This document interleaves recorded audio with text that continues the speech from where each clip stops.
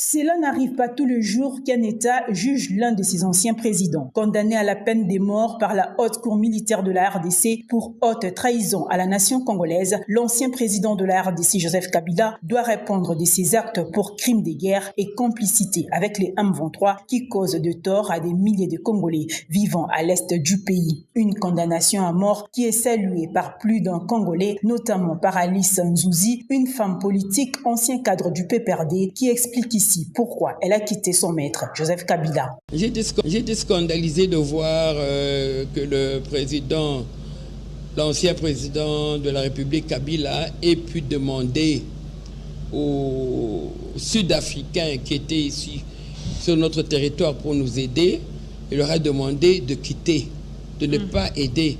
Non pas le chef de l'État, mais de ne pas aider le peuple congolais. Alors qu'il y a plusieurs morts. Des citoyens, des citoyennes, des enfants qui étaient en train de mourir. Ils étaient en train d'être tués par Kagame et ses acolytes. Et le monsieur Kabila demande aux Sud-Africains de retirer leurs troupes, donc de nous abandonner à notre triste sort.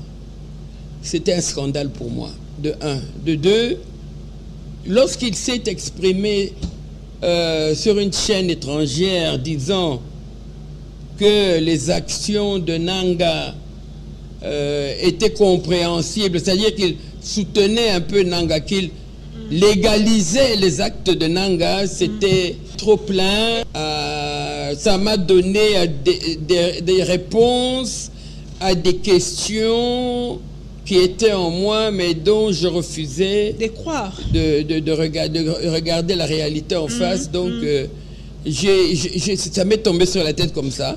C'est une très grande déception. Mais bon, ben voilà, j'étais obligé de prendre une décision. Je ne pouvais pas trahir mon pays, parce que continuer à évoluer, étant au courant de tout cela, aurait fait de moi une complice. Joseph Kabila, qui a dirigé la RDC pendant 18 ans de 2001 à 2019, a violé les devoirs de réserve, des dignités et des loyautés qu'il devrait à l'État congolais. Il vit en exil depuis plus de 2 ans. Il est donc condamné à son absence dans son procès qui a commencé le 25 juillet 2025. Sachez que Joseph Kabila ne peut nullement faire l'appel contre les verdicts de la haute cour militaire.